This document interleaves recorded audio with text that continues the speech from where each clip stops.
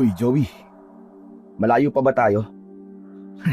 Parang kanina pa ako nagdadrive pero wala pa rin ako nakikitang mga bahay.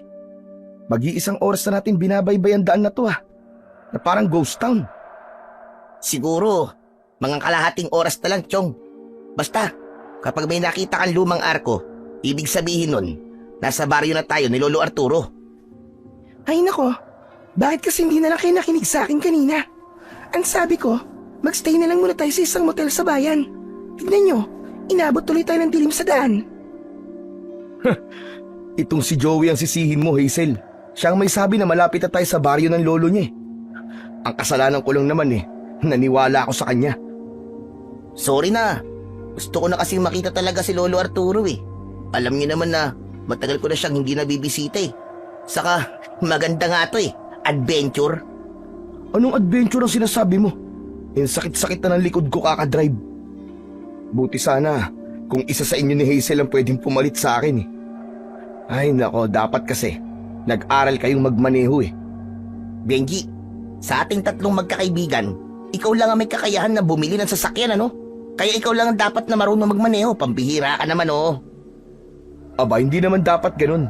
Dapat marunong din kayong dalawa. Gaya nito, long drive pala to. Eh di sana, pwede niyo akong palitan sa pagmamaneho para makapagpahinga naman ako kahit sandali lang. Ako si Benji, isang 28 years old na marketing manager sa isang malaking kumpanya sa Makati. Nang gabing yon, ay papunta kami ng mga kaibigan kong sina Hazel at Joey sa baryo ng lolo ni Joey. Ako ang driver, habang nasa tabi ko naman si Joey. Si Hazel ay nasa backseat. High school pa lang ako ay magkakaibigan na kaming tatlo. Halos 5 taon din kaming hindi nagkita-kita dahil si Hazel ay lumipat sa Davao habang si Joey naman ay nagtrabaho sa Dubai. Kaya naman, nang umuwi si Joey sa Pilipinas, ay naisipan naming magkaroon ng reunion. Mula Davao ay lumipad si Hazel papunta sa Maynila para magkita-kita kami. Nang nalaman namin ang plano ni Joey na bisitahin ang lolo niya na nakatira sa malayong baryo, ay naisip namin ni Hazel na sumama sa kanya. Na-excite kasi kami nang sabihin ni Joey na merong napakalaking kuweba sa lugar na yon. Nung hindi pa kasi kami magkakahiwalay, ay madalas kaming maghanap ng adventure. Umaakyat kami ng bundok at nag-e-explore sa mga kuweba. Oh, tignan nyo. Ayan na yung lumang arko. Sabi ko naman sa inyo malapit na tayo Hay sa wakas, nakakapagpahinga na rin tayo ng maayos. Siguraduhin mo lang na maganda yung kuwebang pupuntahan natin, Joey Dahil kapag hindi, ay nako, mayayari ka talaga sa akin. Ayokong mauwi sa wala tong pagod ko ngayon Hala, bakit naman may pagbabanta pang kasama? Huwag kang mag-alala, Chong. 100% sure ako na magugustuhan niyo yung kuweba rito. Wala kasing turista na nagpupunta rito kasi nga sobrang layo Kumbaga, wala ring masyadong tao ang pumapasok sa kuwebang yun. Pero hindi kaya magulat ang lolo mo sa pagdating natin, Chong? Hindi mo ba siya sinabihan? Paano ko naman masasabihan si Lolo Arturo na darating tayo? Walang signal sa lugar na to. Saka wala ring cellphone si Lolo, no? Pero huwag kayo mag-alala, mabait naman yun Paniguradong matutuwa yun kasi binisita natin siya. Wala bang kasamang lolo mo sa bahay niya? Wala, mag-isa lang siya ron. Siguro mga 10 taon na. Nang namatay si Lola, ay wala na siyang kasama sa bahay. Grabe, ang lakas naman pala ng lolo mo. Biruin mo, 10 years na siyang walang kasama. Pero bakit hindi niyo man lang siya kunin? Doon niyo siya patirahin sa bahay niyo. Sinabi na namin dati ang kay Lolo Arturo. Ilang beses na siyang kinausap ng tatay ko na doon na lang sa Maynila tumira. Pero wala, ayaw niya Palagi niyang sinasabi na hindi niya iiwan ang baryong to at dito na siya mamamatay. Saka, kilalang albularyo kasi rito si Lolo. Siya ang nag-iisang albularyo rito. Kaya sinasabi niya na kapag umalis siya rito, ay wala nang matatakbuhan ng mga tao kapag meron silang sakit. Chong, bakit hindi ka sumunod sa yapak ng lolo mo? Dapat nagpaturo ka sa kanya ng panggagamot. Malay mo, marunong din siyang gumawa ng gayuma, o di ba? Eh di sana, nagayuma mo yung mga babaeng niligawan mo dati. Hindi ka sana palaging nababasted. Hindi ko alam kung matatawa ako o maiinis sa sinabi mo, Chong eh. Bakit nami-personal ka na, Benji? Gusto mo bang pag-usapan din natin yung ikinasal ka na sana, pero ipinagpalit ka ng ex mo sa best friend niya? Hoy, pwede ba, Joey? Huwag mo nga mabanggit-banggit ang babaeng yun. Hehehe, biro lang. O ano ba? Tama na nga kayong dalawa. Mamaya magsuntukan pa kayo eh. Ipapaalala ko lang sa inyo na kaya tayo ng titoy para magbakasyon at maganap ng adventure. Kaya iwasan niyo muna magkapikunan. Nagbibiroan lang naman kami, Joey. Parang hindi mo naman kami kilala.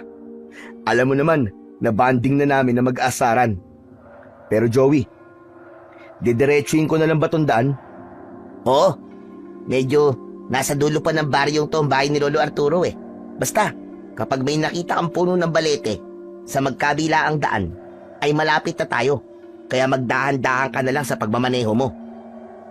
Pambihira ka. Parang alam ko naman ang itsura ng puno ng balete. Sabihin mo na lang sa akin kapag malapit na tayo. Bagyang natawa si Joey. Medyo binawasan ko ang bilis ng pagpapatakbo ko ng sasakyan. Napakatahimik sa baryong yon. Lahat ng bahay na nadadaanan namin ay puro kubo. 10:00 pa lang ng gabi, pero kahit isang tao ay wala kaming nakikita na nasa labas. Lahat ng bahay ay walang nakabukas na ilaw sa loob. Kundi ko alam na may mga taong nakatira sa lugar na yon, ay iisipin ko talaga na isang ghost town ang pinuntahan namin. Maya-maya pa ay kinalabit ako ni Joey sa braso at meron siyang itinuro sa akin. Oh, ayun na yung 2 puno ng balete oh. Ha? Ang creepy naman ng mga punong yan. Sobrang laki. Wala bang nakatirang maligno sa mga yan? Ang sabi ni Lolo ay may nakatirang kapre doon sa 1 puno ng balete. Doon naman sa isa ay babaeng nakaputi. Sa madaling salita, white lady. Pero hindi naman yun totoo eh. Alam nyo naman sa mga ganitong liblib na lugar, di ba? Mahilig maniwala ang mga tao sa kababalaghan. Pero pwede ring totoo yung sinasabi ng lolo mo. Ako, naniniwala ako sa mga elemento at multo. Sus, kakapanood mo yan ng horror movies eh. Hanggang ngayon ba mahilig ka pa rin manood ng ganon? Aba, oo naman. Ang dami kong ambaon na horror movie sa laptop ko ngayon eh. Nang sabihin kasi sa akin ni Joey na walang kuryente at internet dito, ay naglagay na ako ng mga horror movie sa laptop ko para meron ako mapaglimangan kapag wala tayong ginagawa. Oh, ayun na yung bahay ni Lolo. Sa wakas, nandito na tayo. Inihinto ko na ang sasakyan sa tapat ng isang bahay. Nagawa sa plywood ang dingding at yero naman ang bubong. Kahit papano ay nasilayan ko ang bahay ng lolo ni Joey dahil sa ilaw sa unahan ng aking kotse. Nakatayo ang bahay na yon sa isang malawak na bakuran na may mangilang-ilang puno sa paligid. Bumaba na kaming 3. Kinuha na namin ang mga gamit namin sa likod ng sasakyan. Habang naglalakad kami palapit sa nakasaradong pinto ng bahay, ay tumaas ang balahibo ko sa aking mga braso. Pakiramdam ko ay may mga matang nakasunod sa amin ng mga oras na yon. Pero hindi ko yon pinansin dahil sa pagod na ako at wala akong ibang gustong gawin kundi ang humiga at matulog. Kumatok si Joey sa pinto at tinawag nito ng paulit-ulit ang pangalan ng lolo niya. Maya-maya pa ay bumukas ang pinto. Isang matandang lalaki ang bumungad sa amin. Matangkad siya na may katamtamang pangangatawan. May hawak siyang lampara na may sindi. Sino ba kayo? Kayo ba'y magpapagamot? Abay, pwede bang bukas na lang kayo ng umaga bumalik at ako'y nagpapahinga na? Sigurado ka ba na bahay ito ng lolo mo, Joey? Bakit hindi kanya kilala? Lolo Arturo, hindi niyo po ba ako naaalala? Ako po to si Joey, ang pinakagwapo niyong apo. Joey, ikaw ba yung panganay na anak ni Tomas? Ako nga po, Lolo Arturo. Aba, pasok kayo. May pasensya ka na at hindi kita nakilala. Bata ka pa kasi noon, nung huling beses ka nagpunta rito. Binuksan na ni Lolo Arturo nang malaki ang pinto. Pumasok na kaming tatlo. Nagsindi pa ng 2 lampara si Lolo Arturo upang maging mas maliwanag ang lugar. May tamang laki ang bahay ni Lolo Arturo. Nasabi ko sa aking sarili na albularyo nga talaga ang lolo ni Joey dahil meron doong mga bote na may laman na langis. May mga nakasabit din na pinatuyong halamang gamot. Magkakatabi kaming umupo sa mahabang upuan na gawa sa kawayan habang si Lolo Arturo ay nakatayo sa harapan namin. Pasensya na kayo at walang kuryente rito sa aming lugar. Sino pala yung mga kasama mo, Joey? Mga kaibigan ko po, Lolo Arturo. Ito po si Hazel at siya naman po si Benji. Sorry po hindi kami nakapagsabi na pupunta kami rito. Walang problema yun sa akin. Bakit nyo naman naisipang magpunta rito? Ang totoo po niyan, Lolo Arturo, gusto ko po kasi kitang makita. Hindi ba, ang tagal na po nating hindi nagkikita. Sa kakauwi ko lang po. Galing po kasi ako ng Dubai. Kaya marami po akong dalang pasalubong para sa inyo, Lolo Arturo. Gusto rin po ng mga kaibigan ko na mapuntahan po itong baryo nyo. Abay, ganun ba? Nakakatuwa naman. Teka, kayo ba'y nagugutom? Gusto nyo bang ipagluto ko kayo ng makakain? Nako, huwag na po kayo mag-abala. Kumain na po kami kanina eh. Oo nga, Lolo. Ang gusto na lang po namin gawin ay magpahinga. Alam niyo naman po, napakahaba po ng binahe namin papunta rito. Mabuti na lang at palagi ko nililinis yung kwartong tinutulugan nyo noon kapag nagpupunta kayo rito ng tatay mo. Kung hindi na kayo kakain, ay mas mabuti pang dalin mo na mga kaibigan mo ron, Joey. Sige na, bukas na lang tayo ulit magkwentuhan. Sige po. Hazel, Benji, tara na. Matulog na tayo nang makapagpahinga. Sumunod kami ni Hazel kay Joey sa isang kwarto. Dinala ni Joey ang isang lampara para merong kaming ilaw doon. Ipinatong ni Joey ang lampara sa maliit na lamesa. Meron doon 2 higaan na parehas na pang-isahang tao lang. Kayong dalawa dyan sa papag. Ako naman ay maglalatag na lang dito ng banig. Teka, Chong, sigurado ka bang diyan ka sa sahig maglalatag? Baka sumakit ang likod mo kapag diyan ka natulog. Pwede namang si Hazel sa isang higaan tapos tabi na lang tayo sa isa. Ayos lang ako. Saka, sobrang antok ko. Kahit sa higaan na may libo-libong pako pa, ay magagawa kong makatulog. Ikaw talaga. Ikaw ang bahala. O sige na, Chong, matutulog na ako. Talagang pagod na rin ako eh. Habang naglalatag sa sahig si Joey, ay humiga na ako. Nasa tabi ng bintana ang papag ko. Kahit walang electric fan doon, ay malamig pa rin. Kaya hindi nagtagal, ay nakatulog na ako. Tanghali na nang nagising ako ng sumunod na araw. Ako na lang mag-isa sa kwarto. Paglabas ko ng kwarto, ay nakita ko sina Hazel, Joey at Lolo Arturo sa labas. Nagpapakain sila ng mga manok. Hinanap ko ang banyo. Nakita ko yun sa may kusina. Sandali lang akong gumamit ng banyo at paglabas ko ay nasa kusina si Joey habang umiinom ng tubig. Gising ka na pala, Chong. Kumain ka na dyan. Ipinagtabi ka namin ng almusal. Ikaw na ang bahalang magtimpla ng kape mo. Thank you, Chong. Napasarap yung tulog ko eh. Napakalamig pala rito, lalo na kapag gabi. Sinabi mo pa.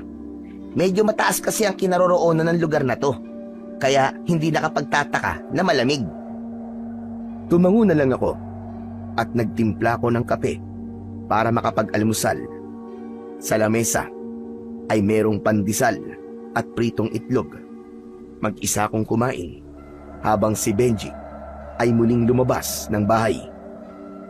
Halos hindi namin nagawang kausapin si Lolo Arturo buong maghapon dahil abala siya sa panggagamot sa mga taong nagpupunta sa kanya. Hindi kami namasyal ng mga kaibigan ko dahil naisip namin na ilaan ang araw na yon sa pagpapahinga.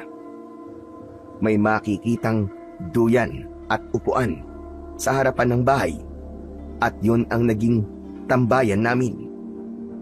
Ako ang nakahiga sa duyan habang sina Hazel at Benji naman ay nakaupo habang kumakain ng mangga na kinuha ko sa puno na nasa likod ng bahay. Alam nyo, pagtanda ko, gusto ko sa ganitong lugar din ako titira eh. O kaya yung malapit sa dagat. Gusto ko kasi na kapag matanda na ako, ay tahimik na ang kapaligiran ko tulad nito. Yung simple lang ang buhay. Eh di sa sementeryo ka tumira. Ang paniguradong mas tahimik dun, Chong. Uy, sira ulo naman to, seryoso ako. Puro ka naman biro eh. Bakit? Kaya mo ba na walang internet at kuryente? Oo naman no. Mas okay nga yung ganung buhay eh. Wala nang makakaalam kung anong nangyayari sa akin. Basta ako, hindi ako pwedeng tumira na matagal sa ganitong lugar. Hindi ko kaya ng walang internet. Saka walang bar at club dito. Paano ako mag-i-enjoy, di ba? Paano ko aalawin ang sarili ko? Eh di magpatuka ka ng manok o di kaya naman magtanim ka ng mga gulay. Si Lolo Arturo nga tignan mo, nakatagal dito di ba? Iba naman kasi si Lolo Arturo. Dito na siya isinilang at lumaki hanggang sa tumanda siya. Siyempre, sanay na siya sa buhay na ganito. Hindi kagaya natin, lumaki tayo sa syudad. Sa bagay, may point ka naman sa sinabi mo. Pero ganito ba talaga dito, Joey? Halos wala akong nakikitang tao ah. Kung wala ngang nagpapagamot kay Lolo Arturo, iisipin ko na tayo lang ang taong nandito. Sa pagkakatanda ko, ay hindi naman ganito nung huling pumunta ako rito. Kapag ganitong oras nun, maraming bata ang naglalaro sa labas. Tapos, marami ring mga tao na kung ano-ano ang ginagawa. Kaya nga, parang medyo naninibago rin ako ngayon dito eh. Ay, oo nga pala. Saan pala tayo pupunta bukas? Pupuntahan na ba natin yung kuwebang sinasabi mo, Joey? Pwede naman. Kung kaya na ng lakas nyo. Bakit? Talaga bang napakalaki ng kuweba na yon? Sobrang laki, Chong. Pero sa dulo nun, ay merong napakalinis at malamig na batis. Yun ang target nating puntahan. Pwede na tayong mag-camping dun kahit isang gabi lang. Safe ba ron, Chong? Wala bang mabangis na hayop o kaya makamandag na ahas? Wala. Isinama na ako dati doon ni Lolo at napuntahan ko na rin yung bati sa dulo ng kuweba. Sigurado ko na magugustuhan nyo ron. Maganda talaga. Siguraduhin mo lang ha, dahil ayokong masayang ang napakahabang biyahe natin para makapunta rito. Ikaw talaga, Benji, oh. Wala ka bang tiwala sa akin? Dadaling ko naman ba kayo rito kung hindi kayo magagandaan sa pupuntahan nating kuweba? Basta, magtiwala lang kayo sa akin. Kumuha ako ng isang mangga at sinimulan ko yung kainin. Hindi na ako nagsalita at hinayaan ko ang sarili ko na mag-relax sa duyan. Naisip ko na kailangan kong sulitin ang 1 linggong pananatili namin sa lugar na yon dahil paniguradong pag-alis namin ay kailangan ko na namang harapin ang realidad.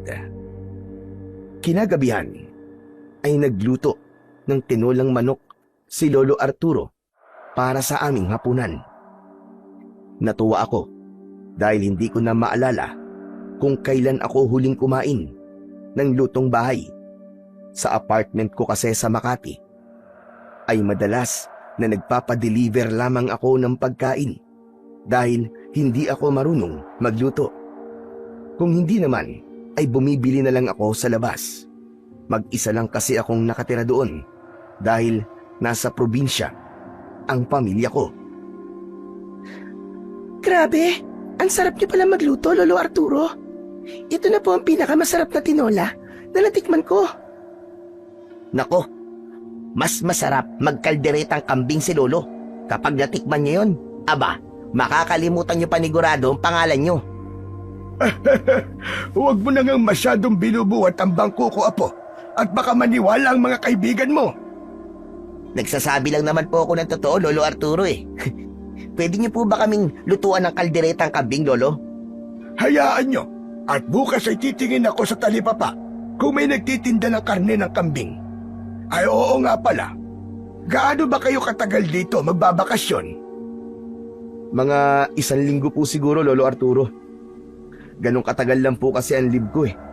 Si Hazel naman po ay babalik na po sa Davao kaya baka kaming dalawa na lang po ni Joey ang madalas na magkikita pagbalik po namin sa Maynila. Pero syempre, bago ako bumalik sa Dubai, ay magre-reunion ulit tayong tatlo. Alam niyo na, baka mamaya niyan eh. Matagalan na naman ako bago bumalik ng Pilipinas. Bakit kasi hindi ka na lang dito sa Pilipinas, Chong eh, hindi ba? May bahay ka nang pinapagawa sa Batangas? Kailangan ko muna mag-ipon, Chong. Saka na ako titigil sa pagtatrabaho kapag alam kong stable na ako at meron na akong sariling negosyo. Sa bagay, malay mo, maituloy na natin yung plano nating business, di ba? Yan, gusto ko yan. Basta usapang pagpapayaman, kasali dapat ako. Natawa kami sa sinabi ni Hazel.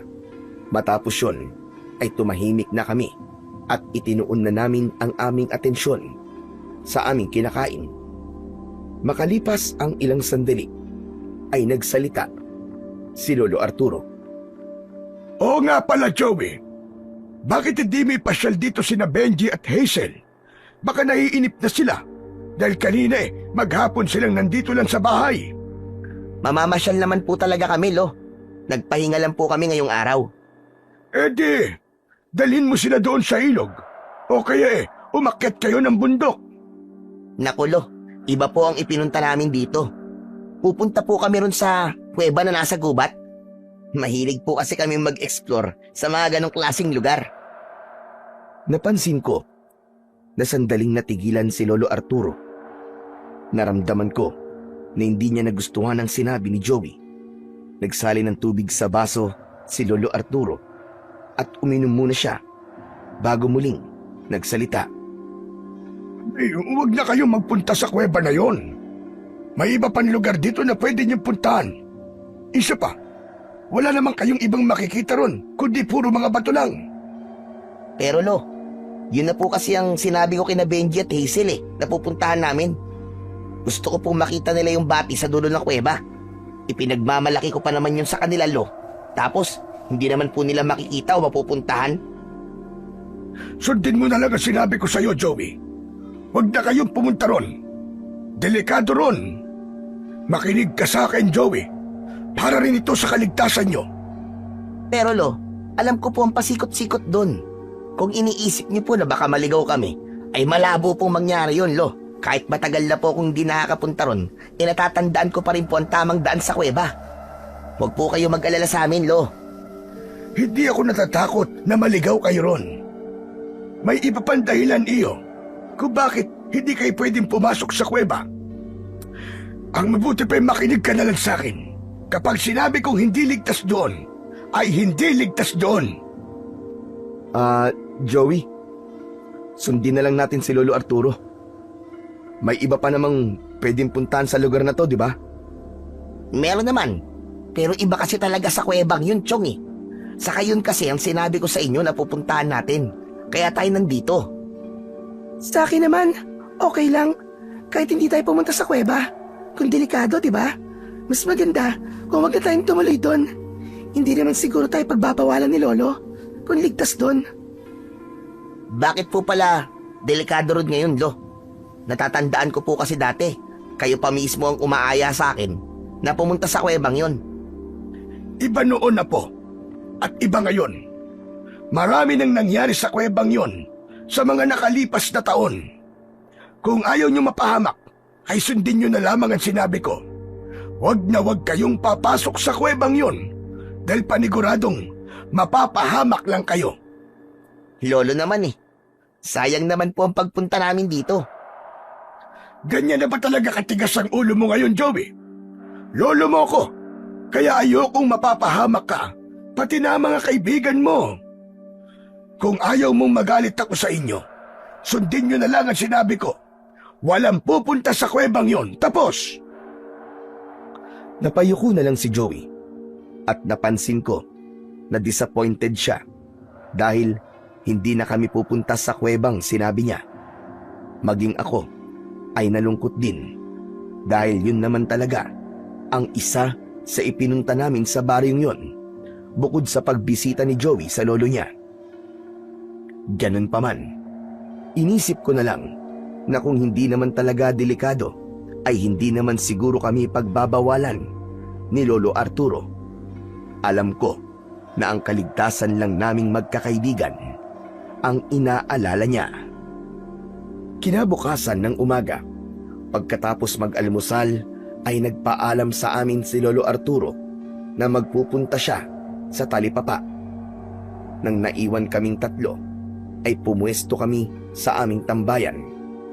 Inip na inip ako ng sandaling yon. Alam ko na gaya ko ay nawalan na rin ng ganang magpunta sa kung saan sina Hazel at Joey kasi hindi na kami pwedeng pumunta ron sa kuweba na gusto talaga naming puntahan. Paano yan? Ano nang gagawin natin ngayon dito?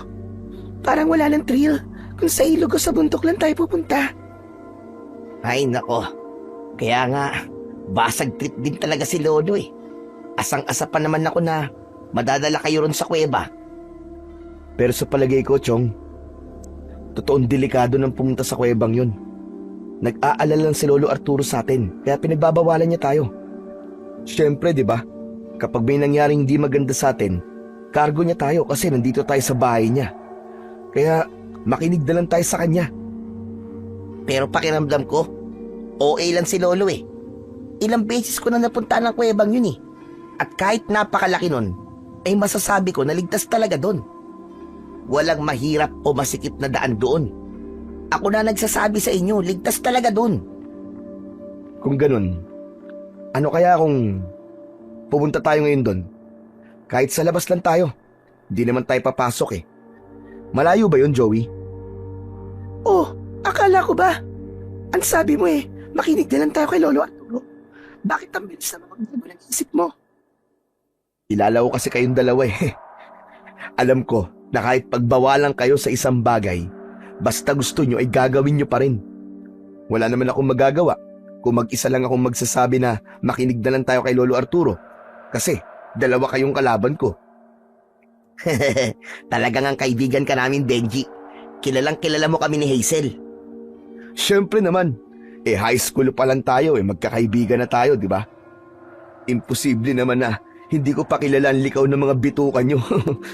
Pero alam nyo, tara na, umalis na tayo ngayon bago pa dumating si Lolo. Sige, sige. Sandali lang. At magsasarado lang ako ng bahay. Bilisan mo! Nagmamadaling isinarado ni Joey ang pinto ng bahay ni Lolo Arturo. Pagkatapos ay umalis na kami para magpunta sa kuweba. Excited na akong mapuntahan ang kuwebang yon dahil sa mga magagandang bagay na sinabi ni Joey tungkol sa lugar na yon. Pumasok kami sa gubat na napakaraming nagtataasang puno sa paligid. Kaya kahit tirik na tirik ang sikat ng araw, ay hindi namin ramdam ang init. Mahigit kalahating oras kaming naglakad bago namin narating ang bukana ng kuweba. Nalula ako sa laki ng bukana ng kuweba dahil noon lang ako nakakita ng ganung kalaking bukana ng isang kuweba. Inilabas ko ang aking cellphone at kinunan ko ng litrato ang kuweba.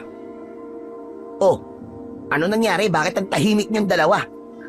Isarado niyo na ang mga bibig niyo at baka mamaya pasukan pa yan ng langaw. Grabe, Chong. Napakalaki nga ng kuwebang to. Hindi ko ini-expect na ganito to kalaki. Nasa labas pa lang tayo, Chong, ha? Ano na lang, kapag nasa loob na tayo, Sigurado ko na mas lalo kayong mamamangha kapag pumasok na tayo dyan. Ano, kung gusto nyo, ngayon na tayo pumasok eh. Uy, tumigil ka nga, Joey.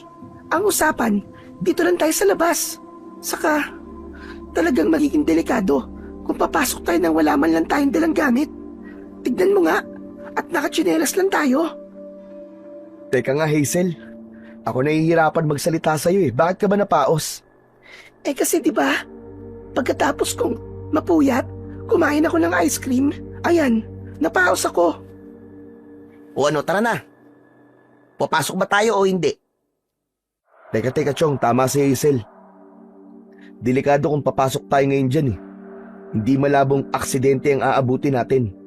Saka, sandali lang tayo rito. Baka kapag nalaman ni Lolo Arturo na pumunta tayo rito, naku, baka magalit sa atin yun. Bakit ba takot na takot kayo kay Lolo Arturo? Hindi yun marunong magalit, no? Sobrang bait kaya nun. Ah, ganun ba, Joey? Hindi ako marunong magalit. Para kaming binuhusan ng napakalamig na tubig nang narinig namin ng seryosong boses ni Lolo Arturo. Paglingon namin sa likuran ay naroon si Lolo Arturo. Nakatayo siya habang nakahalukip-kip. Lolo, ano pong ginagawa niyo rito? Kayo ang dapat kong tanungin yan. Anong ginagawa nyo rito? Ang akala ko ba nag-usap na tayo kagabi? Ano po kasi, naglakad-lakad lang po kami tapos hindi po sinasadya na napunta po kami rito. Sinungaling! Alam ko nagsisinungaling ka dahil lumalaki ang butas ng ilong mo. Joey, huwag na tayo magsinungaling. Lolo Arturo, sorry po kung hindi ka po namin sinunod. Pero wala naman po kaming balak na pumasok po sa loob ng kuwebe. Dito lang po talaga kami sa labas. Gusto lang po namin makita tong kuweba kahit dito lang po sa labas. Umuwi na tayo. Sa bahay na tayo mag-usap. Medyo kinabahan ako kasi sobrang seryoso talaga ng tono ng boses ni Lolo Arturo. Alam ko na diskumpiyado siya kasi sinuway namin siya. Sumunod kami kay Lolo Arturo. Yan kasi, kasalanan niyo itong dalawa eh. Tignan niyo, nagalit tuloy si Lolo Arturo. Si Benji lang ang sisihin mo. Siya ang may ideya nito eh. Anong ako? Ikaw itong may sabing pumunta tayo rito, di ba? Ano ba? Tumahimik na nga kayong dalawa. Basta, kayong dalawa ang may kasalanan. Tumahimik na kami ni Joey hanggang sa nakarating na kami sa bahay ni Lolo Arturo. Magkakatabi kaming umupo sa sala habang si Lolo Arturo naman ay umupo sa pang-isang upuan. Nakayuko kaming tatlo at hindi namin magawang tignan si Lolo Arturo dahil sa nahihiya kami. Maya-maya pa, binasag ni Lolo Arturo ang nakakabinging katahimikan. Anong pumasok sa utak nyo? At sinuway nyo ako? Hindi ba't nag-usap na tayo kagabi? Ang akala ko ba ay nagkakaintindihan na tayo na hindi kayo pupunta sa kuweba na yon? Hindi naman po kami pumasok sa loob ng kuwebe. Doon lang naman po kami sa labas, Lo. Pumasok man kayo o hindi, ay parehas lang yon. Hindi ba't sabi ko ay delikado ang kuwebang yon? Lo, naiintindihan po namin kung bakit po kayo galit sa amin. Pero Lo, gusto po sana naming malaman kung bakit po delikado ron. Baka pwede pong sabihin nyo sa amin ang dahilan para mas maintindihan po namin kung bakit ganyan na lang po katindi ang pagbabawal nyo sa amin na magpunta po sa kuweba na yon. Siguro nga ay dapat ko na sabihin sa inyo ang totoo para mas maintindihan nyo ako. Makinig kayo mabuti. Ang totoo, hindi ang mismong kuweba ang delikado, kundi ang mga nilalang na nakatira sa kuwebang yon. Ho? Teka, nilalang? Mababangis po ba na hayop? Baka, makmandag na ahas. Sana nga ay mabangis na hayop lang ang naroon sa kuweba. Pero hindi. Alam ko na baka hindi kayo maniwala sa mga sasabihin ko. Pero ang kuwebang yon ay pinamumugaran ng mga aswang. Po? Ano po? Hindi ka naman siguro bingi, Joey. Tama ang narinig nyo. Mga aswang. Lolo naman eh. Nag-iimbento lang kayo eh. Ilang beses nyo na ba akong sinama sa loob ng kuweba? Pero wala naman po kayong nasabi sa akin na may mga aswang dun. Mahabang panahon na ang nakalipas nang huling beses kang nakapasok sa kuweba na yon, Apo. At sa panahong yon, ay marami na rin ang nangyari. Isang araw, nagulat na lang kaming lahat ng mga taga rito nang may mga aswang na sumalakay dito sa aming baryo. Hanggang sa napag-alaman namin na ginawang pugad na pala ng mga aswang ang kuweba. Ginawa nila yung kuta nila. At kapag hindi pa oras ng kanilang pag-atake at pagkain ng mga tao, ay naroon sila sa loob. At tuwing bilog ang buwan, saka sila lumalabas para pumatay at kumain ng mga tao. Hindi ako naniniwala sa mga aswang. Pero sa paraan ng pagkikwento ni Lolo Arturo, ay parabang sigurado siyang totoong-totoo ang mga sinasabi niya. Pero Lolo Arturo, hindi naman po totoo ang mga aswang, di ba? Yan ang akala mo, Benji. Sa inyong mga taga-syudad, maaaring hindi sila totoo. Pero sa mga kagaya namin, na nakatira sa liblib na lugar at nasaksihan ng pagsalakay ng mga aswang, ay totoong-totoo sila. Ayoko sanang sabihin ito sa inyo, dahil ang gusto ko ay maging masaya lang ang pananatili inyo rito. Ayokong magkaroon kayo ng takot sa aming baryo. Pero wala akong magagawa. Masyado kayong makulit. Ayaw niyong makinig sa akin. Kaya mas mabuti pang alam niyo na kung anong meron sa kuwebang yon, upang kayo na mismong umiwas sa lugar na yon. Kaya kung ayaw niyong may mangyaring masama sa inyo, gaya ng kamatayan, ay huwag na kayong papasok sa kuweba. Dahil kahit nagpapahinga o natutulog ngayon ng mga aswang na naroroon, ay maaari silang magising para gawin kayong pagkain. Matapos yun, ay tumayo na si Lolo Arturo at nagtungo sa kusina para magluto. Habang kami namang magkakaibigan ay nagkatinginan, pero wala nang naglakas ng loob na magsalita kahit isa sa amin. Matapos kumain ng tanghalian, ay inaya kami ni Joey na magpunta sa ilog. Inihanda na namin ang mga gamit na dadalhin namin. Paglabas namin ng bahay, ay lumapit kami kay Lolo Arturo na nakahiga sa duyan. Alo, pupunta lang po kami sa ilog ah. Maliligo po kami ron. Teka, sa ilog ba talaga kayo pupunta? Opo, Lo. Promise po.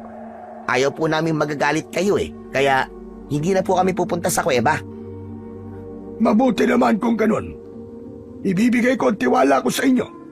At sana ay huwag niyo na ulit yung sisirain. Sige na, lumakad na kayo at mag-iingat kayo. Nagsimula na kaming maglakad papunta sa ilog na nasa paanan ng bundok.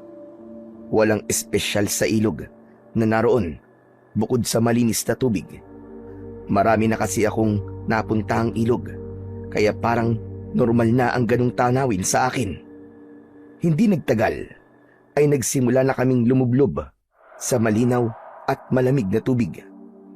Habang nakaupo kaming tatlo sa mababaw na bahagi ng ilog, ay nagsimula kaming mag-usap. Guys, naniniwala ba kayo sa sinabi ni Lolo na may mga aswang sa loob ng kuweba? Ewan ko. Pero kilala ko kasi ang lolo ko eh. Hindi yun sinungaling na tao. Ako, Chong, hindi ako naniniwala. Para kasi sa akin ay katang-isip lamang ang mga aswang. Baka naman talagang mababangis na hayop lang yun, tapos sinasabi ng mga tao rito na aswang. Hindi tayo sure. Kaya mas maganda na sundin na lang natin si Lolo kaysa magsisi tayo sa uli. Tama ka naman. Pero alam nyo, na-curious tuloy ako kung totoo ba talaga ang mga aswang. Maniniwala lang siguro ako kung makakakita ako sa personal. Eh di pumasok tayo sa kuweba. Hoy, ayan na naman kayo ah. Parang hindi tayo napagalitan kanina ni Lolo ah. Tumigil na nga kayo. Hindi pa ba kayo nadadala sa nangyari kanina? Talagang gusto niyo pang madagdagan ng galit ni Lolo sa atin? Huwag mong sabihin na naniniwala ka sa aswang, Hazel. Hindi ako naniniwala. Pero hindi rin mali na maniwala tayo na delikado sa kuwebang yon. Kung hindi malaswang, ay baka ibang masamang bagay ang mangyari sa atin kapag pumasok tayo doon sa loob. Ang hilig mong manood ng horror movies, pero matatakotin ka pala. Hindi ako matatakotin, Benji. Marunong lang ako sumunod sa sinasabi na mas nakakatanda sa akin. Magkaiba yon. Sus, parehas din yun. Ano Benji? Gusto bang pumasok sa kuweba? Oo, gusto ko talaga malaman kung may aswang nga doon. Sana meron, para makakita ako ng totoong aswang. Para naman maniwala na ako na may aswang talaga. Anak ng, naririnig niyo ba ang mga sinasabi niyo? Baka nakakalimutan niyo na sinabi sa atin ni Lolo na may mga aswang sa kuweba para hindi na tayo pumunta ron. Pero bakit kabaligtaran ang nangyayari ngayon? Aba, ganun talaga. Hindi ba nandito tayo para sa adventure? Saka ikaw na rin na nagsabi na walang thrill, na nandun lang tayo sa bahay. Eh di maghanap tayo ng thrill. Oo nga, gusto ko ng thrill. Pero hindi yung thrill na ikakamatay natin. Kung makapagsabi ka naman ng ikakamatay natin ay parang sigurado kang may aswang nga ron sa kuweba. Eh paano kung meron? Paano kung nagsasabi ng totoo si Lolo Arturo? Eh di maganda. Ayaw mo bang makakita ng aswang sa totoong buhay? Saka, mapapatunayan natin na totoo nga ang mga aswang. Kapag wala tayong nakita, ayos lang. At least, napasok natin yung kuweba, di ba? Oo nga naman Hazel, wag kang KJ. Mamayang gabi, kapag tulog na si Lolo, ay saka tayo aalis para pumasok dun sa kuweba. Maimbing kasi ang tulog dun eh. Sigurado naman ako na bago mag-umaga ay makakalabas na tayo sa kuweba. Basta dapat makabalik na tayo sa bahay habang tulog pa si Lolo para hindi niya malaman na umalis tayo. Bahala nga kayong dalawa. Masyado kayo makukulit. Kung gusto niyo suwayin si Lolo, kayo na lang. Naiiritang tumayo si Hazel at kinuha niya ang mga gamit niya. Hindi kami makapaniwala ni Joey nang nag-walk out si Hazel. Hoy, Hazel! Hazel, bumalik ka rito! Ang bilis mo naman magtampo! Kaya nga, nasabihan ka lang ng KJ eh. Joke lang yun. Hazel, balikan na rito. Hindi na kami galit.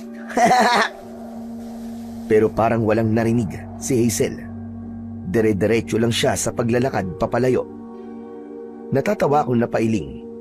Ganun kasi talaga si Hazel. Kapag napipikon o nagagalit na siya, ay bigla siyang umaalis. Hindi pa rin nagbabago si Hazel, no? Siya pa rin na nag-iisang walkout queen. Sinabi mo pa. Kahit nung high school tayo, ugali niya na yun eh. Pero hindi kaya isumbong tayo ni Hazel sa lolo mo? Patay tayo kapag nagsumbong siya. Eh di isumbong niya tayo. Hindi na tayo tutuloy. Wag naman sana. Talagang curious kasi ako kung ano ba talaga nasa loob ng kuwebe. Ewan ko ba? Nung sinabi ng lolo mo na may mga aswang doon, eh nagkaroon ako ng matinding kagustuhan na pasukin yung kuweba na yon. Biruin mo, Chong ha. Kung totoo ngang may aswang doon, ay mapapatunayan natin sa mga kakilala natin na totoo ngang may aswang. Kung matutuloy tayo mamaya, huwag mong kalimutan magdala ng cellphone ha, para meron tayong pangkuha ng video o picture. Sige, Chong. Magandang ideya nga yan. Para meron tayong ebidensya. Kung sakali, di ba? Ipinagpatuloy namin ni Joey ang paliligo sa ilog habang naglalaro sa utak ko ang mga pwedeng mangyari sa sandaling pasukin namin yung kuweba mamayang gabi. Matindi ang excitement na nararamdaman ko dahil may bago na naman akong mai-experience na bago sa buhay ko. Kinagabihan, sa hapunan, ay nakiramdam ako. Hinintay ko na magalit si Lolo Arturo dahil may hinala ako na nagsumbong sa kanya si Hazel sa balak namin ni Joey. Pero hindi kami pinagalitan ni Lolo Arturo, kaya narealize ko na hindi nagsumbong si Hazel. Ikinatuwa ko ang bagay na yon dahil ibig sabihin ay matutuloy kami ni Joey sa plano namin para sa gabing yon. Pagkatapos kumain ay nakipagkwentuhan muna kami kay Lolo Arturo sa labas ng bahay habang si Hazel ay naghuhugas ng pinagkainan namin sa kusina. Nagpaalam ako kina Lolo Arturo at Joey na iinom ako ng tubig, kaya iniwanan ko muna sila sa labas. Pero ang totoo ay gusto kong kausapin si Hazel. Pinuntahan ko si Hazel sa kusina at mataray niya akong inirapan. Napangiti ako kahit alam kong inis pa rin siya sa amin ni Joey. Huy, thank you ah. Hindi mo kami sinumbong kay Lolo Arturo. Ha? Magpasalamat ka. Dahil nasa inyo ang loyalty ko. Ayoko lang na mapagalitan na naman kayo ni Joey. Ibig sabihin, sasama ka sa amin mamaya sa kuweba? Hindi no? Hindi ako gagawa ng bagay na ikakapahamak ko. Kung gusto niyong ituloy yung pagpunta niyo ron, kayo na lang. Basta, kapag may nangyaring di maganda sa inyo, ay walang sisihan. Ano namang mangyayari sa aming masama? Hindi naman tong unang beses na papasok kami ni Joey sa kuweba. Hindi na bago sa amin yun. Sa kuwebang may aswang, hindi ba bago sa inyo yun? Hindi pa nga tayo sigurado kung may aswang nga ron, di ba? Yun na nga eh. Hindi tayo sigurado. Kaya bakit pa kayo papasok doon? Hindi ba kayo nakukonsensya? Nasusuwayin niyo na naman si Lolo Arturo? Bakit kasi ang negative mo mag-isip? Ano ka ba, Benji? Nag-aalala lang ako sa pwedeng mangyari sa inyo ni Joey. Bahala na nga kayo. Total, ginawa ko na ang part ko na pigilan kayo. Pero hindi kayo nakinig. Saka, wala na kwenta tong pag-uusap natin. Kasi, desidido na kayong ituloy ang pagpasok niyo sa kuweba. Huwag ka na kasi magalit sa amin. Akala ko ba nandito tayo para magbakasyon at hindi para mag-away? Oh, sinabi mo yun sa amin ni Joey, di ba? Oo nga, sinabi ko yun. Pero sino bang hindi magagalit sa katigasan ng ulo niyong dalawa? Nag-aalala lang ako sa inyo. Isang malalim na paghinga ang pinakawalan ko. Hindi ko na kinausap pa si Hazel dahil ramdam kong naiinis na siya sa akin.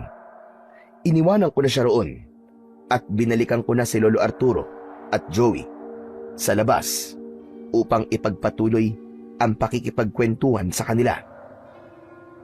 Ikinuwento sa amin ni Lolo Arturo ang nangyaring mga pagsalakay ng mga aswang sa baryo nila. Nalaman ko na maraming mga tao pala ang namatay at nagdesisyong umalis sa lugar na yon dahil sa mga aswang. Pero imbis na matakot ay mas lalo pang tumindi ang kagustuhan kong pasukin ang kuweba para malaman ko kung totoo nga ba ang mga aswang. Maya-maya pa ay naghanda na kami ni Joey para sa pagpunta namin sa kuweba. Habang gising kami ay natutulog na si Hazel. Meron kaming tig-isang malaking bag na may nakalagay na climbing rope na gawa sa dynamic nylon, carabiners at isang descender para kung sakaling kailangan naming bumaba sa patayong bahagi ng kuweba ay hindi kami mahihirap. May mga suot kaming knee pads, gloves at elbow guards bilang proteksyon. Nakasuot din kami ng helmet na may headlamp. Hindi rin namin kinalimutang magdala ng energy bars, bottled water at first aid kit. Nang masiguro namin na wala na kaming nakalimutan ay tahimik kaming lumabas. Sinigurado namin na hindi magigising si Lolo Arturo at matagumpay naman kaming nakalabas. Hindi na maitago ang excitement ko nang nasa loob na kami ng gubat. Sobrang excited na ako sa gagawin natin to, Joey. Sayang, at hindi natin kasama si Hazel, no? Kaya nga mas masaya sana kung sumama siya. Mukhang ayaw niya talagang sumama eh. Parang galit pa nga siya nung kausapin ko siya kanina eh. Pero hindi ba? Dapat ay nagpaalam tayo kay Hazel bago tayo umalis. Hayaan mo na, tulog naman siya eh. Baka mas lalo lang magalit yun kapag inistorbo natin ang pagtulog niya. Pero sigurado ka ba na hindi magigising si Lolo Arturo? Baka isumpa na tayo nun kapag nalaman niya na sinuway natin siya. Kahit naman magising siya hindi pa rin niya malalaman na umalis tayo. Hindi naman yung papasok sa kwarto natin Saka, bibilisan lang natin. Kapag nakapunta na tayo sa bati sa dulo ng kuweba, aalis na rin tayo. Binilisan na namin ni Joey ang paglalakad. Hindi nagtagal ay nasa harap na kami ng bukana ng kuweba. Para yung isang malaking bunganga ng halimaw na nakanganga at naghihintay na pumasok kami roon. O ano, ready ka na ba, Chong? Oo naman, ready na. Ikaw, ready ka na bang makakita ng aswang? Sana nga makakita tayo ng aswang sa loob. Pero duda ako na makakakita tayo ng aswang. Kasi ilang beses na kaming pumasok ni Lolo dyan Pero wala namang aswang Kung ganun, tara na. Excited na talaga akong mag-explore sa kuwebang yan. Pumasok na kami sa kuweba. Maingat ang bawat hakbang namin. Makalipas ang ilang sandali, ay bumungad na sa amin ang mga stalactite na nasa itaas. Sa ibaba naman ay makikita ang mga stalagmite na parabang mga tore ng kristal. Ang tunog ng bawat patak ng tubig ay parabang musika sa tenga namin. Nagpatuloy kami ni Joey sa paglalakad. Sobrang gaganda ng mga crystal formation na nakabaon sa pader na nagliliwanag kapag tinatamaan ng ilaw. Hindi nagtagal ay napansin kong tumataas na ang kisame ng kuweba. Grabe, Chong! Sobrang ganda rito. Ang dami ko nang napunta ang kuweba, pero dito ako sobrang namangha. Sabi ko naman sa'yo ikaw lang naman ang ayaw maniwala sa akin nung una Hindi nakapagsisisi na sinuway natin si Lolo Arturo. Habang tumatagal ang paglalakad namin sa loob ng kuweba, ay ramdam ko ang unti-unting paglamig ng paligid. Ang mga headlamp namin ay nagsisilbing tanging liwanag sa gitna ng madilim at malawak na kuweba. Hanggang sa napahinto ako sa paglalakad nang may narinig akong parang pag-angil ng isang mabangis na hayop. Napahinto na rin si Joey na nasa unahan ko. May pagtatakang tumingin siya sa akin. Oh, bakit, Chong? May problema ba? Teka lang, Chong. Narinig mo ba yun? Ang alin? Yung parang tunog ng isang mabangis na hayop. Wala naman ako narinig Sigurado ka ba? Teka, sandali. Tinatakot mo ba ako? Gusto bang sabihin na aswang yung narinig mo? Hoy, Chong, bumenta na yan. Hindi na uubray ang pananakot mo sa akin. Hindi, Chong. Seryoso ko. May narinig talaga ako. Pero baka nga mabangis na hayop lang yun. Tara na nga, bilisan natin. Ipapaalala ko lang sa'yo na hindi tayo pwede magtagal dito at baka abutin tayo ng umaga. Itinuloy na namin ang aming paglalakad. Hindi pa rin nawala ang pagkamangha ko sa mga nakikita ko sa loob ng kuweba. Pakiramdam ko ay pumasok kami sa ibang mundo. Makalipas ang ilang sandali ay huminto si Joey. Sa pagkakataong yun ay ako naman ang nagtaka. Oh, bakit ikaw naman ang tumigil sa paglalakad? Sandali lang, pre. Tepok, hindi ko kasi maalala kung saan tayo dadaan Kung dediretso ba tayo o dun sa maliit na lagusan tayo dadaan. Sandali, iisipin ko muna. Ayan na nga ba ang sinasabi ko Akala ko ba alam mo ang daan dito? Akala ko nga rin alam ko pa Pero ngayon lang kasi ako nakapunta sa bahaging ito ng kuweba Naliligaw tayo? Oo, Chong. Pero wag ka mag-alala kasi makakalabas pa rin naman tayo rito. Napailing na lang ako hanggang sa lumapit ako sa masikip na lagusan na parabang slide na pababa. Sumilip ako ron. Sa tingin ko ay kasya ron ang isang tao. Lumapit si Joey sa akin at sumilip din siya sa lagusan. Diyan na lang kaya tayo dumaan, Chong. Hindi ba masyado masikip yan? Hindi naman siguro. Tignan mo nga kasya ang isang tao. Basta mauuna ako tapos sumunod ka. Hindi ba, kaya tayo nandito ay para sa adventure? Sa bagay, parang ang boring nga na naglalakad lang tayo eh. Sige, sige. Diyan na tayo dumaan. Huminga ako ng malalim. Tinanggal ko ang bag na nasa likod ko. Inihulog ko yun sa lagusan. At dire-diretso yung dumausdos pa ibaba. Ganon din ang ginawa ni Joey. Naunang pumasok si Joey, hinintay kong makausad siya bago ako sumunod sa kanya. Ilang segundo pa lang ay naramdaman ko kagad kung gaano kasikip ang lagusan. Chong, hindi ako komportable dito. Malamang, kung gusto mo sanang maging komportable, nag-staycation ka na lang sana sa isang 5-star hotel. Huwag ka mag-alala kasi mukhang malapit na tayong makalabas dito. Sandali akong pumikit at pinilit kong kumalma. Paulit-ulit kong sinabi sa sarili ko na kailangan kong kumalma at huwag akong mag-isip ng hindi maganda. Matapos ang ilang segundo ay ibinukas ko na ang mga mata ko at nagsimula akong gumalaw. Pero nang umusad ako ay hindi ko alam na napakadulas ng parting yun ng lagusan. Dumausdos ako paibaba at nabangga ko si Joey. Sabay kaming napasigaw habang mabilis kaming bumubulusok paibaba sa pababang lagusan. Hanggang sa iniluwa kami ng lagusang yun sa isang mas malaki at madilim na bahagi ng kuweba. Bumagsak kami sa basang lupa. Nakadapa si Joey habang nasa ibabaw niya ako. Aray ko! Chong naman! Bakit di ka nag-iingat?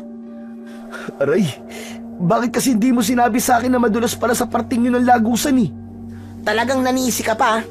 Pwede bang umalis ka na dyan sa ibabaw ko? Parang nag-i-enjoy ka na dyan eh. Sorry. Agad akong tumayo at doon ko nakita ang gasgas sa kaliwang braso ko. Inabot ko kay Joey ang isa kong kamay at tinulungan ko siyang tumayo. Ayos ka lang ba? Hindi ka ba nasugatan? Hindi naman, Chong. Pero ang sakit ng katawan ko. Ako ang sumalo sa'yo eh. Ang bigat mo pa naman. Teka. Nasaan na ba tayo? Inilawan namin ang paligid at napansin ko na parang walang hanggan ang kadiliman doon. Tumaas ang balahibo ko sa batok. Alam mo pa ba ang parting ito ng kuweba, Chong? Hindi na. Ngayon lang ako nakapunta rito eh. Hindi ko nga alam na may ganito sa kuwebang to eh. Oh, baka sisihin mo ko ulit ha. Ikaw ang may sabing doon tayo dumaan sa lagusan na yon. Sana kasi pinigilan mo ako eh. Mas okay siguro kung doon tayo sa isa dumaan eh. Chong, makakabalik pa ba tayo sa itaas? Ang taas ng lagusan ha. Eh di maghanap tayo ng ibang daan. Sigurado ko na meron naman tayong madadaanan para makabalik tayo sa taas eh. O ano? Tara na. May magagawa pa ba ako? Tara na. Basta ikaw mauna. Kinuha namin ang aming bag at isinukbit ulit namin yon sa aming likod. Nauna ng bahagya si Joey sa paglalakad. Inilabas ko na ang isa ko pang flashlight upang mas makita namin ng mabuti ang aming dinadaanan. Mas mahirap ang daan doon dahil mas malalaki ang mga bato. May mga pagkakataon na kailangan naming umakyat sa mga malalaking bato. Dapat pala, Chong. Nakinig na lang tayo kay Lolo Arturo eh. E di sana, may pa ang tulog natin sa oras na to gaya ni Hazel. Huli na para magsisika, Chong. Saka, kaya nga tayo nandito para sa adventure, di ba? Mas okay nga to eh. Kasi, mas nakaka-excite to. Kesa sa natutulog lang tayo. Kumbaga, bagong experience to na maaalala natin habang nabubuhay tayo. Sana nga makalabas pa tayo rito ng buhay dahil kung hindi na natin ito maaalala. Sus, ang nega mo naman. Nahawa ka na ba kay Hazel? Malakas na tumawa si Joey. Napahinto ako nang may sumabay na ibang ingay sa tawa na yon ni Joey. Muli kong narinig yon, parang pag-angil ng isang mabangis na hayop. Pero sa pagkakataon na yon, ay parang marami na sila. Joey. Sandali. Ano yun? Sigurado ako narinig mo rin yun. Ang alin ba? Yung parang umangil na hayop. Pero parang ang dami nila, Chong. Ayan ka na naman sa pananakot mo eh. Hindi ako nananakot. Seryoso ko.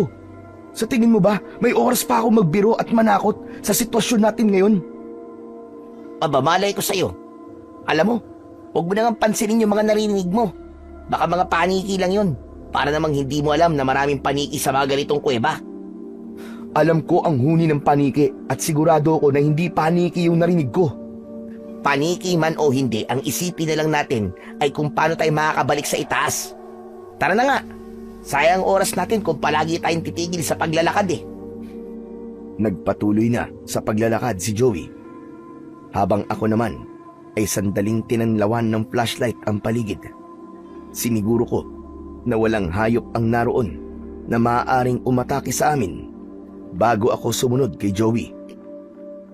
Kalahating oras na ang lumipas, pero tila walang katapusan ang mabatong daan na tinatahak namin. Sanay ako sa mga ganong activity, pero dahil sa masyadong malalaki ang mga bato sa dinadaanan namin, ay mabilis akong nakaramdam ng pagod. Halos maubos ko na ang baon kong tubig dahil panay ang inom ko. Hanggang sa hindi ko na kinaya at umupo na ako sa isang malapad na bato. Nang nakita ko ni Joey, ay lumapit siya sa akin. Oh, anong ginagawa mo dyan, Chong? Hindi ba sabi ko eh, huwag na tayong huminto sa paglalakad? Teka, sandali lang, Chong. Di ko na talaga kaya eh. Pwede bang kahit 5 minutes break lang? Yan. Kulang ka na kasi sa exercise, kaya ang bilis mong mapagod. Tignan mo ko, parang kayang-kaya ko pang maglakad kahit 5 oras eh. Sus, ang yabang mo naman. Basta, magpahinga na muna tayo. Sige na nga, pero 5 minutes lang ha. Umupo si Joey sa tabi ko at naglabas siya ng isang bottled water para uminom. Muli kong binuksan ang flashlight upang tanglawan ang paligid. Nakita ko kung gaano kataas ang kisame ng parting yun ng kuweba. Halos puro bato na ang nasa paligid namin. Grabe, sobrang laki pala talaga ng kuwebang to, no? Sinabi mo pa, kahit nga ako'y nagulat na may ganitong parte pala ang kuwebang to. Baka nga kahit si Lolo, hindi alam ang lugar na to eh. Paano pala? Kung maligaw talaga tayo rito, Chong. Paano? Kung ilang araw na ang lumipas ay hindi pa rin tayo nakakalabas. Paano tayo hahanapin ni na Lolo Arturo kung hindi niya alam ang parting to ng kuweba? Talagang ang negative mo naman mag-isip, Chong. Sinasabi ko lang naman ang pwedeng mangyari para mapaghandaan natin. Alam mo, imposible ang sinasabi mong magtatagal tayo rito ng ilang araw eh. Sigurado ako na makakalabas kagad tayo rito. Matagal na yung abutin tayo ng umaga, kaya kalma ka lang dyan. Huwag kang mag-isip ng kung ano-ano. Kinuha ko kay Joey ang hawak niyang bottled water at uminom din ako. Muli kong tinanglawan ang paligid namin. Nagulat ako nang may aninong gumalaw sa likod ng isang malaking bato. Itinutok ko ron ang ilaw habang nanlalaki ang mga mata ko. Mas lalo akong nagimbal nang may isang tila tao na may mapupulang mga mata ang lumabas mula sa likod ng bato at mabilis na tumakbo sa kung saan. Sa bilis gumalaw ng nilalang na yon ay hindi ko na alam kung saan siya nagpunta. Kinakabahan na nagpalipat-lipat ako sa pagtutok ng ilaw ng flashlight sa iba't ibang parte ng kinaroroonan namin. Uy!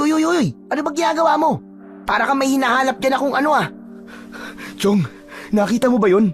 Ang alin ba? Parang may tao, Chong. Nandun siya sa malaking bato na yung kanina.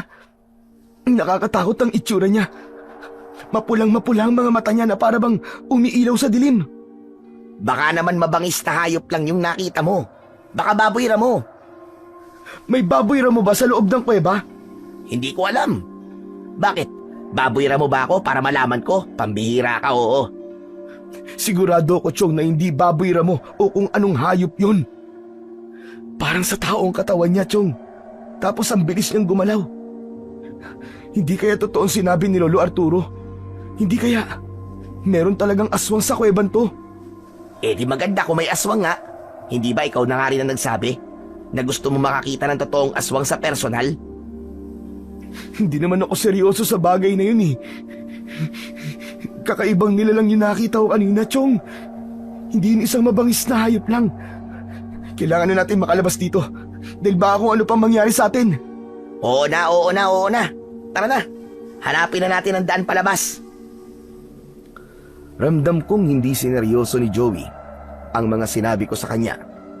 Habang ako ay unti-unting tumitindi ang takot na nararamdaman.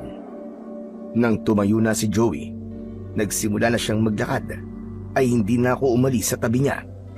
Nagkaroon ako ng pakiramdam na may mga matang nakasunod sa bawat paggalaw namin. Makalipas ang ilang minuto, ay narating na namin ang dulo ng dinadaanan namin. Isang lagusan ang sumalubong sa amin. Papasok na sana si Joey sa lagusan nang hawakan ko ang braso niya. Teka, sandali lang, Chong. Sigurado ka ba? Naligtas kung dyan tayo dadaan? May iba ka pa bang nakikita na pwede natin daanan? Luminga ako sa paligid. Tinanglawan ko ang paligid namin, maging ang mataas na bahagi. Wala akong nakitang ibang pwede naming daanan, kundi ang lagusan lang na nasa aming harapan. Naglabas ng lighter si Joey. Sinindihan niya yun at itinapat niya sa lagusan ang lighter. Gumalaw ang apoy. O ano, nakita mo naman. Gumagalaw ang apoy, ibig sabihin, hindi dead end ang lagusan na to. Baka nga ito na ang daan para makapunta ulit tayo sa itaas na bahagi ng kuwebe. Sige. Wala naman tayong ibang madadaanan eh. Naunang pumasok si Joey sa lagusan. Kailangan naming yumuko roon. Nang marating na namin ang dulo ng lagusan, ay isang malawak na parte ng kuweba ang napuntahan na naman namin. Sabay naming binuksan ang flashlight at tinanglawan namin ang paligid. Labis kaming nagimbal ni Joey sa aming nakita sa paligid. Napakaraming mga nakakatakot na nilalang na parang mga halimaw ang itsura ang naroon. Lahat sila ay natutulog. May nakahiga sa lupa, may nakahiga sa malalapad na bato, at meron ding parang mga paniki na nakasabit sa itaas ng patiwarik. Mahahaba ang mga daliri nila na may matutulis na mga kuko. Payat ang kanilang pangangatawan at ang balat nila ay kulubot na parabang katawan ng matandang puno. Nahihintakutang nagtama ang mga mata namin ni Joey. Bubukas sana ang bibig niya para magsalita, pero mabilis kong itinakip ang kamay ko sa bibig niya. Nanlalaki ang mga matang umiling ako, na ang ibig sabihin ay wag na wag kang magsasalita, Joey, dahil baka magising ang mga halimaw na nasa paligid. Itinuro ni Joey ang lagusan kung saan kami pumasok, pero may nakita akong isa pang lagusan sa unahan namin. Itinuro ko yung kay Joey at marahan siyang tumango. Nagsimula na kaming humakbang papunta sa isa pang lagusan. Nag-ingat kami ng gusto upang hindi kami makagawa ng ingay. Kahit ang paghinga ko ay pigil na pigil ko. Tinignan ko rin ng maayos ang hinahakbangan ko dahil may mga halimaw na nakahiga sa lupa na kung hindi kami mag-iingat ay baka maapakan namin. Ngunit sa hindi sinasadyang pangyayari ay isang tuyong sanga ang naapakan ni Joey. Gumawa yon ng ingay na umalingaw-ngaw sa paligid.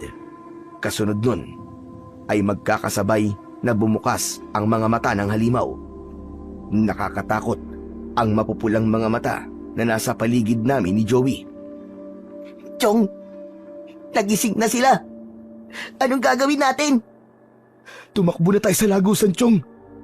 Bilisan natin! Takbo! Napuno ang paligid ng magkakasabay na pag-angil ng mga halimaw. Mabilis kaming tumakbo ni Joey papunta sa lagusan na nasa aming unahan. Iwanan natin ang mga bag natin, Chong! Masyado mabigat ang mga to! Sabay naming inalis ni Joey ang bag na nasa likod namin. Dire-diretso kaming pumasok sa lagusan. Naunang nakalabas si Joey at agad akong sumunod sa kanya. Palapit na ng palapit ang mga yabag. May nakita akong bato na nasa gilid ng lagusan. Joey, tulungan mo akong itulak yung bato! Kailangan nating harangan ng lagusan! Agad namin itinulak ang bato. Napakabigat nun. Kaya sa una ay hindi namin yun nagawang igalaw. Pero ibinuhos namin ang buong lakas namin hanggang sa umusog na ang bato. Nagtuloy-tuloy na ang pagtulak namin sa bato. Pero bago namin yun tuluyang naiharang sa lagusan, ay isang halimaw ang nakapasok. Takot na nagtago si Joey sa likod ko. Kahit paano ay nagpasalamat ako na isang halimaw lang ang nasa harapan namin. Dahil kung hindi kagad namin naiharang ang bato sa lagusan, malamang ay napakaraming halimaw na ang makakaharap namin. Chong, totoo nga at sinabi ni Lolo. Pugad yan ang mga aswang ang kuweban to. Dapat pala, nakinig na lang tayo sa kanya. Ikaw na rin na nagsabi kanina. Huli na para magsisi tayo. Harapin na lang natin ang sitwasyon natin ngayon. Hoy! Pangit na aswang! Kung inakala mo natatakot kami sa'yo, ay nagkakamali ka. Kaya wag mo nang subukan pa na saktan kami. Dahil hindi ka magtatagumpay. Kulang sa tapang ang boses ko. Pero umasa ako na aatras ang aswang dahil sa sinabi ko.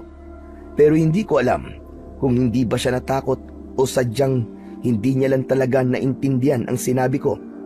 Kasi galit na galit siyang sumugod sa amin ni Joey. Sabay kaming napasigaw ni Joey nang dahil sa takot. Naghiwalay kami. Tumakbo ako sa kaliwa habang si Joey naman ay sa kanan. Joey, dito! Bilisan mo, dali! Tatakbo sana si Joey papunta sa akin. Pero hinarangan siya ng aswang. Napaatras si Joey habang unti-unting lumalapit ang aswang sa kanya. Benji, Chong! Anak ng tatsanga, tulungan mo ako! Ayoko pang mamatay! Marami pa akong pangarap sa buhay, Chong! Doon na ako nagsisi sa ginawa naming pag-iwan sa aming mga bag. Naroon kasi ang lahat ng gamit namin kagaya ng kutsilyo. Kaya wala akong magagamit para ipagtanggol ang aming sarili. Pero hindi pa rin ako sumuko. Dumampot ako ng malapad na bato. Tatakbo na sana ako para tulungan si Joey nang biglang sinunggaban ng aswang si Joey.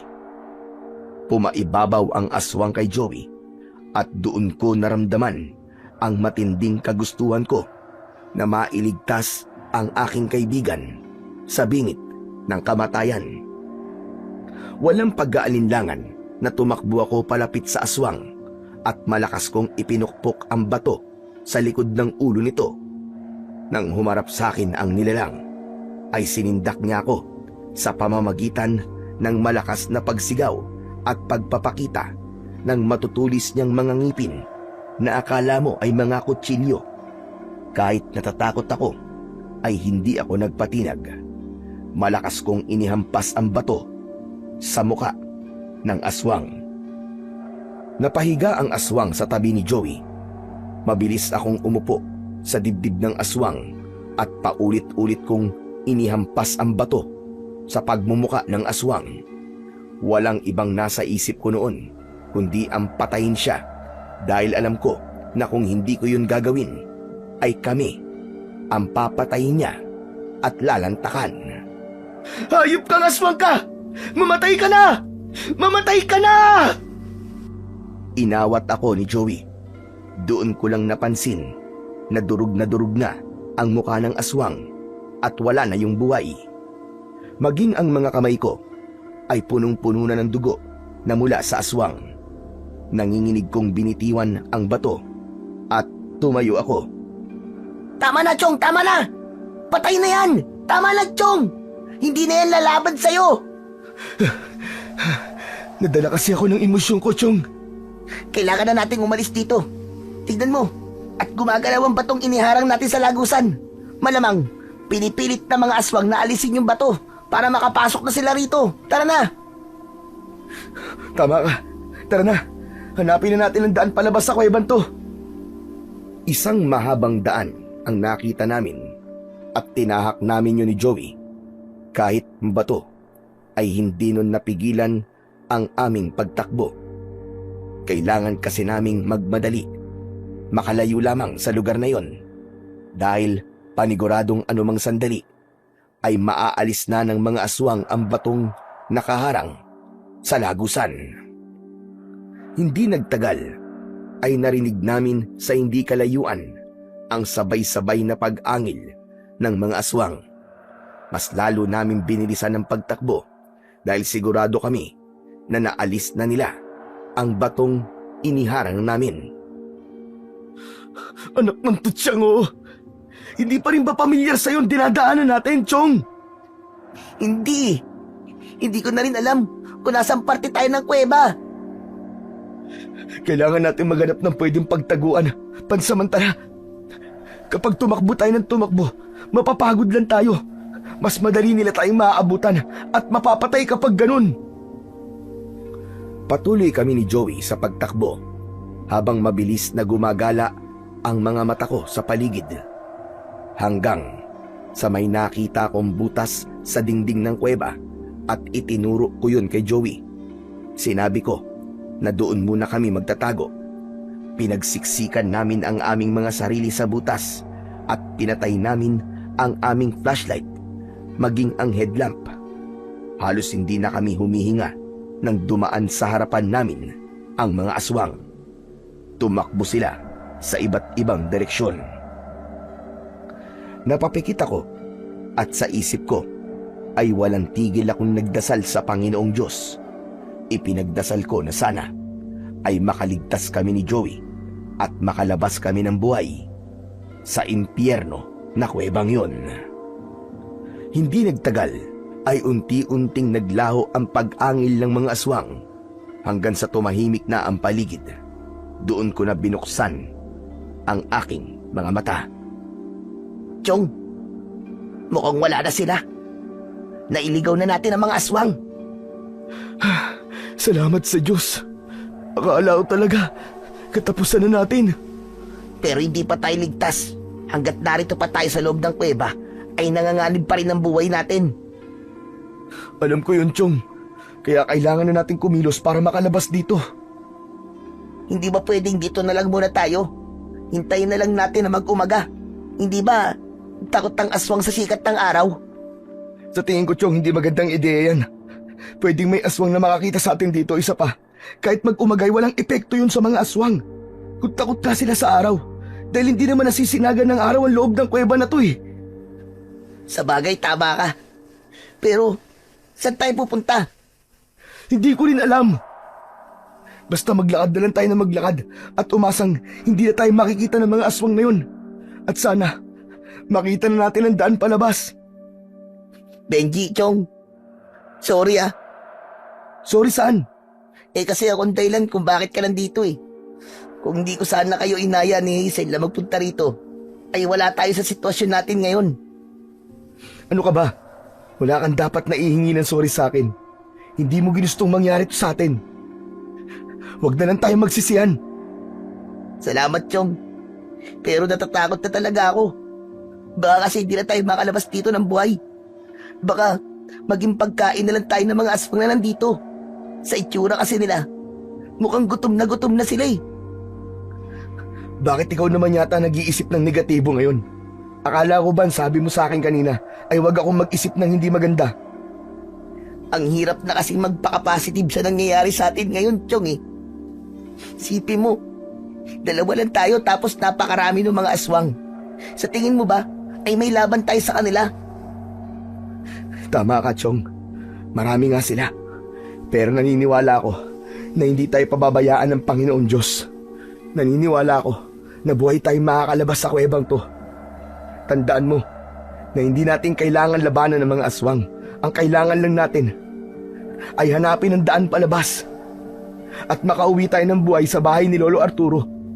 Pagbalik natin doon ay hihingi tayo ng sorry sa kanya. Kasi sinuway natin siya. Papayag ka bang hindi makahingi ng sorry sa lolo mo? Siyempre hindi. Yun naman pala eh. Kaya tatagan mo ang loob mo, Joey. Alam kong parehas tayong takot ngayon. Pero walang maitutulong sa atin ang takot. Kailangan nating magpakatatag pareho. Marahang tumango si Joey. Matapos yun, ay nauna na akong lumabas sa pinagtataguan namin.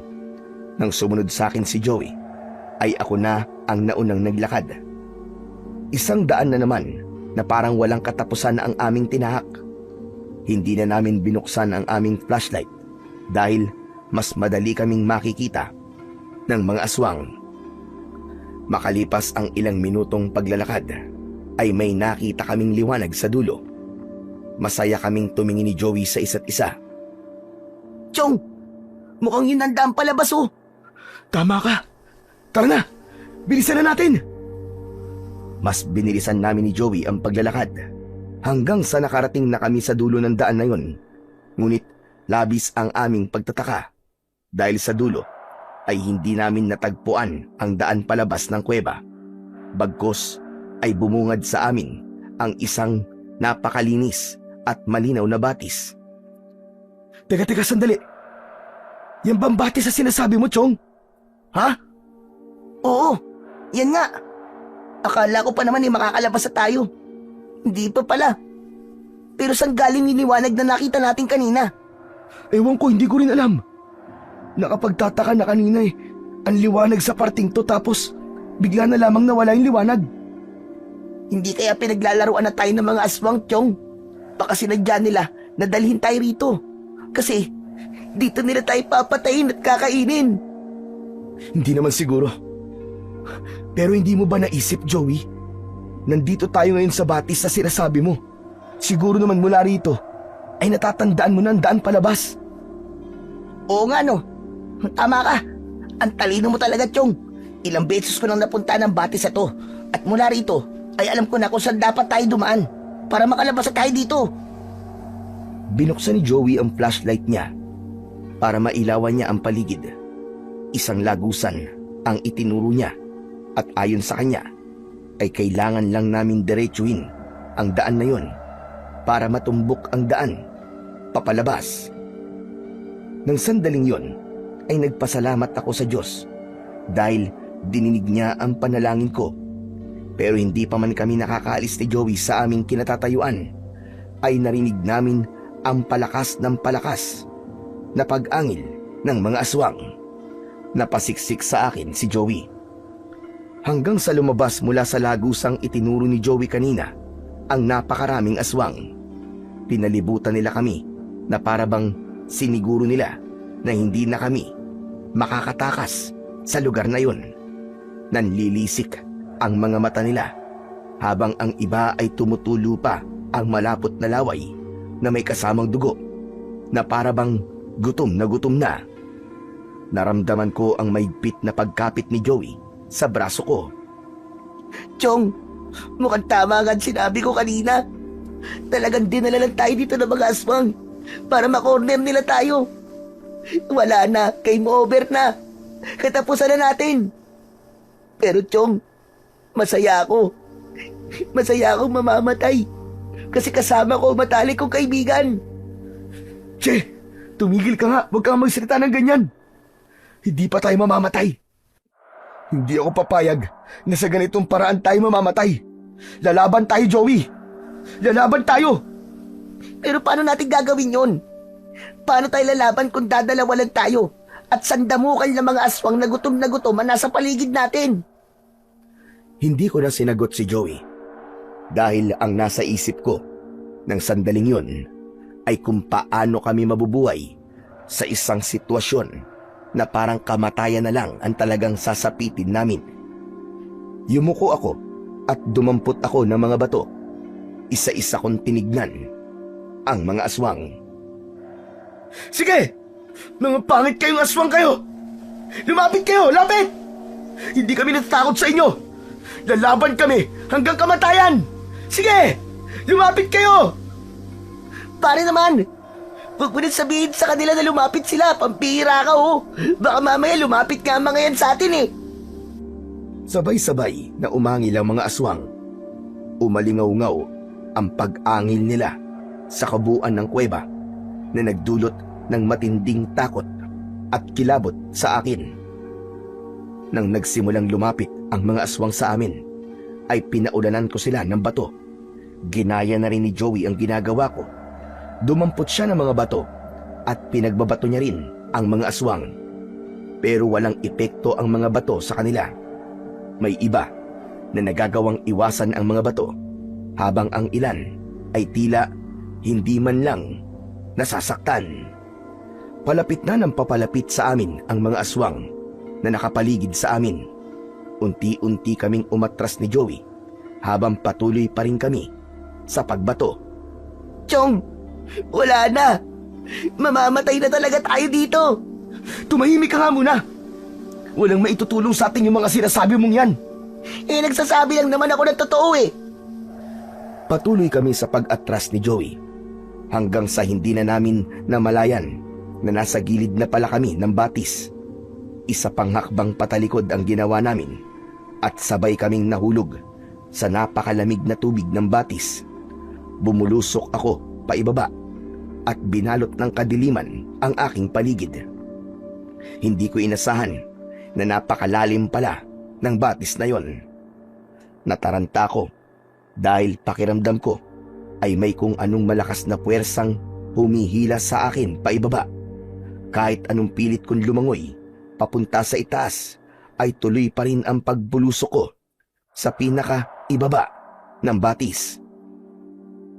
Hanggang sa naramdaman ko ang pinaka-ibaba ng batis, mas lalo akong nagulat nang may kung anong bagay ang biglang nagliwanag sa harapan ko. Unti-unting lumamlam ang liwanag at doon ko nakita ang isang nagliliwanag na espada na balot ng kalawang.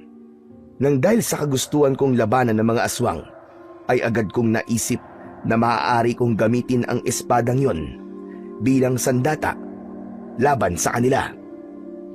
Walang pagdadalawang isip na kinuha ko ang espada. Sa pagkakataon na iyon, ay nawala na ang puwersang humihila sa akin paibaba at nagawa ko ng makalangoy paitaas. Nang umahon ako sa batis, ay dala ko na ang espada at sa hindi maipaliwanag na pangyayari, ay nawala ang makapal na kalawang ng espada kasabay ng pagkawala ng liwanag nun.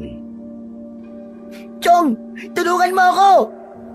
Napatda ako nang marinig ko ang pagsigaw ni Joey. Nakita ko siya na nakikipagpambuno sa mga aswang.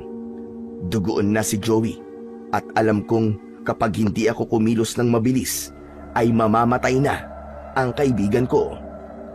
Nang higpitan ko ang pagkakahawak sa espada, ay may naramdaman akong tila maliit na boltahe ng kuryente na gumapang sa aking katawan. Tinunaw nun ang takot na nararamdaman ko at pakiramdam ko ay napakalakas ko. Malakas akong sumigaw at mabilis akong tumakbo palapit sa kaibigan kong si Joey. Agad kong itinarak ang espada sa isang aswang na agad naman niyang ikinamatay. Tinaga ko ang isa pang aswang at sa sobrang talim ng espada ay bumagsak ang katawan niya sa lupa na wala ng ulo. Sabay-sabay na lumingon ang mga aswang sa akin. Bumakas ang gulat sa mga mukha nila. Ngayon niyo ako subukan! Tignan natin kung uubra kayo sa espadang to! Isa sa mga aswang ang unang umatake sa akin. Mabilis kong iniwasan ang kanyang mga kuko at ibinaon ko ang espada sa dibdib niya, direkta sa puso. Lumagpas ang dulo ng espada ko sa likod ng aswang. Dalawang aswang pa ang sumunod na umatake, isa sa kanan at isa sa kaliwa. Umatras ako ng isang hakbang at mabilis kong ginilitan sa leeg ang isa, habang ang isa naman ay sinaksak ko sa tiyan na agad na nagdala sa kanila sa kamatayan. Kahit wala akong kasanayan sa paggamit ng espada, pakiramdam ko ay may isang napakalakas na puwersa na gumagabay sa akin sa kung ano ang dapat kong gawin. Hindi ko maintindihan kung bakit, pero hindi ako nakakaramdam ng pagod. Para bang may kung anong lakas na bumabalot sa aking buong pagkatao. Hanggang sa naging sunod-sunod at sabay-sabay na ang pag-atake sa akin ng mga aswang. Sa bawat saksak at taga ko gamit ang mahiwagang espada ay may aswang na bumabagsak at namamatay. Hanggang hindi ko namalayan na isang aswang na lamang ang nakatayo at buhay. Sa lahat ng aswang na nakaharap ko ay siya ang pinakamalaki. Meron siyang mahaba at malaking sungay. Natatangi ang itsura niya, kaya napagtanto ko na siya ang pinuno ng mga aswang. Kung gusto mong pang mabuhay, umalis ka na. Pero pwede mo rin naman subukan na patayin ako kung gusto mo magaya sa mga kasama mo. Galit na sumigaw ang malaking aswang at mabilis siyang tumakbo palapit sa akin. Sinunggaban niya ako pero nagawa ko siyang maiwasan. Mabilis kong itinarak ang espada sa dibdib niya at nang hugutin ko yun ay malalim kong hiniwa ang kanyang leeg. Sandaling natigilan pa ang aswang at nang bumulwak ang dugo mula sa sugat niya sa leeg ay napaluhod siya sa lupa hanggang sa tuluyan na siyang bumagsak. Hindi ako makapaniwala habang nakatingin ako sa napakaraming patay na aswang sa paligid. Hindi ko akalain na magagawa ko silang patayin kahit mag-isa lang ako. Nagulat ako nang biglang may tumapik sa likod ko. Paglingon ko ay nakita ko si Joey na duguan at puno ng sugat sa iba't ibang parte ng kanyang katawan. Mabilis kong binitiwan ng espada nang makita kong matutumba si Joey. Agad ko siyang sinalo at maingat ko siyang inihiga sa lupa. Chong, ang galing mo ah. Paano mong nagawa yun? At saan mo nakuha yung espada na yan? Chong, nakita ko sa pinakailalim ng batis yung espada. Sa totoo lang, nagtataka rin ako kung paano ko nagawang patayin lahat ng aswang na nandito sa kuweba. Wala naman kasi akong alam sa paggamit ng espada eh. Saka nung nakita ko yung espada, nagliliwanag tas puno siya ng kalawang. Pero biglang naglaho nung hawakan ko at makikipaglaban na ako. Sa tingin ko, may sa maligno yung espada. Ewan ko, Chong. Nagugulan ako sa mga sinasabi mo. Hindi ko maproseso ang paliwanag mo sa akin kasi, aray, sobrang sakit ang sugat ko. Ay, oo nga pala. Ituro mo na sa akin ang daan palabas. Kailangan madala lang kita kay Lolo Arturo para magamot ka niya. Pinasan ko si Joey sa likod ko. Maglalakad na sana ako nang nakita ko yung espada. Kinuha ko yun at saka ako nagsimulang maglakad habang itinuturo naman sa akin ni Joey ang daan palabas ng kuwebang yun. Panay ang dasal ko sa aking utak ng mga sandaling yon na sana ay hindi mamatay ang matalik kong kaibigan na si Joey. Wala kasi akong ideya kung gaano katindi ang mga sugat na nakuha niya nang atakihin siya ng mga aswang. Hindi nagtagal ay narating na namin ang bukana ng kuweba. Para akong nabunutan ng napakalaking tinik sa lalamunan nang nakita ko sa labas ng kuweba sina Hazel at Lolo Arturo na parehas na may dalang flashlight. Halatang kanina pa sila naghihintay sa paglabas namin. Agad nila kaming sinalubong. Sandali kong ibinaba sa lupa si Joey. Ang titigas talaga ng mga ulo nyo! Ayan! Tignan nyo ang nangyari sa inyo! Sorry po, Lo. Tama po kayo, Lolo Arturo. Dapat talaga yung nakinig kami sa inyo eh. Totoo po palang may mga aswang sa loob ng kuweba. Pero Lo, wala na po sila. Patay na po silang lahat. Ano ka mo? Patay na lahat ng mga aswang. At paano naman yun nangyari? Lolo Arturo, hindi po kayo maniniwala. Pinatay po ni Benji ang lahat ng mga aswang. May nakita po siyang espada dun sa batis. At yun po ang ginamit niya na sandata para labanan po ang mga aswang. Ang galing niya, Lo. Ano ka mo? Nasaan ang espadang sinasabi nyo? Nasaan? Ipinakita ko kay Lolo Arturo ang espada. Sinabi ko sa kanya, nung nakita ko ang espada sa pinakailalim ng batis, ay nagliliwanag yun at puno ng kalawang. Pero nang iahon ko yun sa batis, ay nawala ang kalawang nun at naramdaman ko na may gumagabay sa akin sa paggamit ng espada para maging biyasa ako doon. Hindi ako maaaring magkamali. Ang espadang ito ang espada ni Manuel. Po? Lolo Arturo?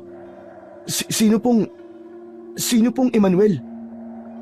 Si Manuel, ang magiting na manunugis na pinagkalooban ng makapangyarihang espada ng isang diwata. Siya ang naging tagapagtanggol namin noon. Pero sa kasamaang palad, napatay siya ng mga aswang at kasabay ng kanyang pagkamatay ay misteryosong naglaho ang kanyang espada. Hindi ako makapaniwala na ikaw ang makakakita ng makapangyarihang espada, Benji. Pero sa palagay ko, narito pa rin sa baryong ito ang espiritu ni Emmanuel at ginamit kanya bilang instrumento para wakasan ang pananalasa ng mga aswang. Pwede po bang mamaya na po kayo magkwentuhan? Aray, ang sakit. Lo, dalhin niyo na po ako sa bahay. Gamutin niyo na po ang mga sugat ko. Pakiramdam ko mamamatay na ako. Doon lang namin naalala ang sugatang si Joey. Pinagtulungan namin siyang buhatin ni Hazel at nang makarating kami sa bahay ay agad na ginamot ni Lolo Arturo ang mga sugat ni Joey. Habang pinanonood ko ang panggagamot ni Lolo Arturo kay Joey, ay napakaraming tanong ang naglalaro sa utak ko. Hindi ko kasi maintindihan kung bakit sa akin ipinagkatiwala ni Emmanuel ang makapangyarihang espada. Ngunit ganun pa man, labis pa rin akong nagpapasalamat sa Panginoong Diyos dahil buhay kaming nakalabas ni Joey sa kuwebang pinamumugaran ng mga aswang. Makalipas ang ilang araw, ay dumating na ang araw ng aming pag-alis. Malungkot ako ng araw na yon dahil kahit paano ay naging malapit na ang loob ko kay Lolo Arturo. O siya, mag-iingat kayong tatlo sa biyahe niyo pa uwi. At huwag na huwag yung kakalimutan na dumaan sa ospital para magamot ng maayos si Joey. Hindi po namin kakalimutan, Lolo Arturo. Lo, maraming salamat po sa inyo at pasensya na po uli. Wala na yon. Kalimutan na natin. Oo nga pala, Benji. Maraming salamat din sa iyo. Salamat dahil pinalaya mo ang aming baryo mula sa mga aswang na nasa kuweba. Hindi mo alam kung gaano kalaking tulong ang nagawa mo para sa aming lahat. Ngayon, malaya na ang mga tao na mamuhay ng tahimik at maaari nang bumalik ang mga umalis dito para magpatuloy sa kanilang buhay ng ligtas sa takot. Walang anuman po, Lo. Isa pong karangalan sa akin na ako po ang naging instrumento para mawala na po ang mga aswang dito. Pero nagawa mo na ba yung sinabi ko sa'yo? Opo, ibinalik ko na po sa batis yung espada. Sa tingin ko po, ay tama po kayo. Nararapat na naroon po ang espada dahil doon ko po yun nakita. Wala na rin naman pong dahilan para itago ko yun dahil wala na pong aswang dito sa baryo nyo.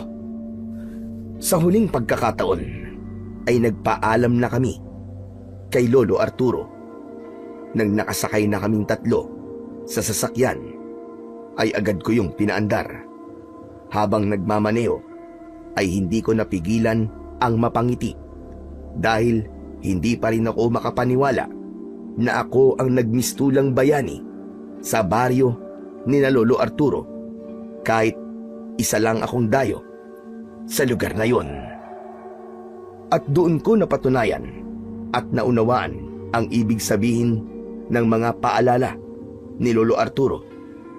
Natutunan kong may dahilan ang bawat babala at ang pagsuway ay may kapalit na panganib. Pero sa kabila ng lahat, wala akong naramdamang pagsisisi. Oo, muntik na kaming mapahamak, pero kung hindi kami naglakas ng loob na pumasok sa kuweba, marahil ay patuloy pa ring nilalamon ng kadiliman ang baryo ni na Lolo Arturo. Ang kwentong inyong narinig ay nagpapatunay na ang pagkakaibigan ay nasusubok hindi sa mga sandali ng kasiyahan, kundi sa mga oras ng kadiliman at panganib. Sa kabila ng hirap at takot na kanilang hinarap sa pugad ng mga aswang, nanatili silang matatag, nagtulungan, at hindi kailanman bumitaw sa isa't isa. Sa tulong ng Panginoong Diyos at sa tiwala na bumabalot sa kanilang pagkakaibigan, nagawa nilang malampasan ang panganib sa yungib na yon at nasilayan ang liwanag ng pag-asa. Tunay ngang ang pagkakaibigan na binubuo ng tapang, pananalig at pagmamahal ay walang kapantay at kayang magtagumpay sa kahit na anong dilim sa buhay.